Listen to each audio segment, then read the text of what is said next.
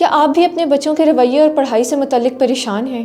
तो अपने तमाम सवालों के जवाब जानने के लिए ये वीडियो आखिर तक ज़रूर देखें। मरहम ऐप इंस्टॉल करें, let's pay up to 40% discount हासिल करें और किसी भी डॉक्टर से अपॉइंटमेंट बुक करवाएं। अस्सलाम वालेकुम, कैसे हैं आप सब? उम्मीद है कि आप खुश और सेहतमंद होंगे। आज हमारे साथ मौजूद है एक माहिर नफ्सियात मिस्टर तैयब मुर्तज़ा। अस्सलाम वालेकुम, कैसे हैं आप? अल्हम्दुलिल्लाह, अल्लाह का शुक्र है। अच्छा, सबसे पहले आप अपना इंट्रोडक्शन दे दें और करंटली आपसे कंसल्टेशंस कैसे लिख सकते हैं वो गाइड कर दें। मेरा नाम तैयब मुर्तज़ा है। बेसिकली मैं एक ऑनर हूँ Fatima hope and psychological centre का। इसमें मुझसे कंसल्टेशन लेने के लिए आप मरहम से डायरेक्ट रब्ता कर सकते हैं। इसके अलावा हमारा एड्रेस है जोहर टाउन लाहौर में, वहाँ पे भी आके मुझसे आप कंसल्ट कर सकते हैं। परफेक्ट। आज हम आपसे वो क्वेश्चंस करेंगे जो लोगों ने अपने मसाइल के बारे में हमसे इंस्टाग्राम के थ्रू पूछे थे। सबसे पहला क्वेश्चन है, एंजाइटी का इलाज बता दें, दवाइयों के बगैर मुमकिन है? क्या घर पर कुछ कर सकते हैं? जी बिल्कुल, एंजाइटी का इलाज बगैर दवाइयों के मुमकिन है। Anxiety basically fear of unknown होता है। जब हम अपने सबकॉन्शियस माइंड से कम्युनिकेट करके ये फियर निकाल देते हैं तो एंजाइटी बिल्कुल नॉर्मल हो जाती है। आप घर में भी कर सकती हैं, लेकिन उसके लिए फिर आपको प्रॉपर वे के अंदर कुछ रिलैक्सेशन टेक्निक सीखनी होती हैं। वो अप्लाई करके आप इजीली इस एंजाइटी से निकल सकते हैं। शादी के बाद हस्बैंड और वाइफ का आपस में एडजस्ट करना मुश्किल हो रहा है, क्या करें? बेसिकली शादी से पहले हमारे माशरे के अंदर या ओवरऑल पूरी दुनिया के अंदर रिलेशनशिप्स होते हैं। अब इसमें दोनों पार्टनर के दरमियान एक एक्सपेक्टेशन की हदूद वाज़ेह हो जाती हैं। दोनों जो पार्टनर होते हैं वो एक दूसरे के साथ एक्सपेक्टेशन इतना हाई लगा लेते हैं शादी से पहले। जब शादी हो जाती है तो वो ये चाहते हैं कि जो अपने पार्टनर से एक्सपेक्टेशन हमने रखी हुई हैं, हमारा पार्टनर वैसे बिहेव करे। लेकिन सोशल मीडिया की वजह से या मीडिया की वजह से अभी ये हमारी एक्सपेक्टेशन एक तो इंक्रीज़ हो रही हैं। अब हमने अपने एक्सपेक्टेशन के लेवल को सबसे पहले डिक्रीज़ करना होगा और अपने पार्टनर को एक नॉर्मल ह्यूमन ही समझना होगा, क्योंकि हम उसको एक सेलिब्रिटी समझ लेते हैं। जैसे हम मीडिया पे देख रहे होते हैं, हम समझते हैं कि हमारा जो पार्टनर हो जैसे मीडिया पे एक सेलिब्रिटी परफॉर्म कर रही है वैसे परफॉर्म करे, लेकिन एक नॉर्मल ह्यूमन वैसे परफॉर्म नहीं करता। जब हम अपनी एक्सपेक्टेशन कम कर देंगे देन हमारे जो पार्टनरशिप के साथ ताल्लुकात हैं वो नॉर्मल हो जाते हैं।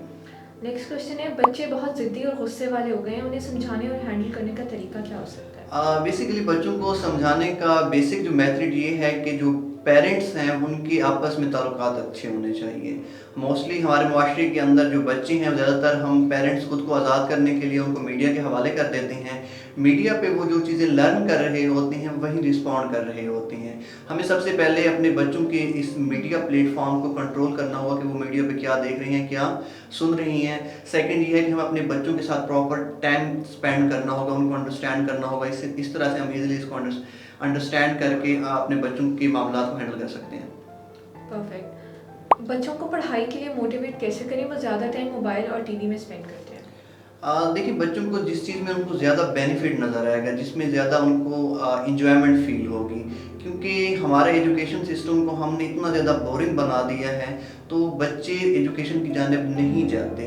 अब अगर हम अपनी एजुकेशन सिस्टम को इस मीडिया के ज़रिए से इंटरटेनमेंट की तरह से बना लें तो बच्चे की जो इंगेजमेंट होगी एजुकेशन की जानिब वो इंक्रीज़ हो जाएगी। ऑलराइट। कभी कभी लगता है दिल बहुत उदास है लेकिन समझ नहीं आता क्यों। क्या ये डिप्रेशन हो सकता है? नहीं, एक अलामात की वजह से हम डिप्रेशन तो नहीं कह सकते। डिप्रेशन एक मुतवातिर रहने वाला सदमा होता है। अब अगर हमें अचानक से उदास हो रहे हैं तो उसकी रीज़न ये है कि हमें हमारे पास्ट में हमारे माजी के अंदर कोई ऐसी तलख हकीकत पड़ी हुई है जो हमें अनकॉन्शियस वे में कंट्रोल कर रही है, और जब वो चीज़ देखते हैं, वो रिस्पॉन्ड कोई चीज़ हमें सामने नज़र आती है तो हमारे इमोशन चेंज हो जाते हैं। परफेक्ट।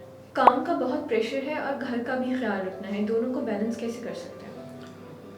देखिए, आजकल की टफ रूटीन के अंदर हमारे पास बहुत ज़्यादा काम होते हैं। एक तो ये है कि हमें सबसे पहले अपने टाइम की मैनेजमेंट को सीखना चाहिए। अब टाइम को मैनेजमेंट करने के लिए सबकॉन्शियस माइंड के साथ अगर हम कम्युनिकेट करना सीख लें, हम अपने सबकॉन्शियस माइंड के अंदर जिस तरह से एक सॉफ्टवेयर इंस्टॉल होता है, हमारा सबकॉन्शियस माइंड भी कुछ इसी तरह से काम करता है। जब हम सबकॉन्शियस माइंड को सिखा देते हैं कि आप इन चीज़ों को किस तरह से मैनेज करना है तो हमारी लाइफ बहुत आसान हो जाती है।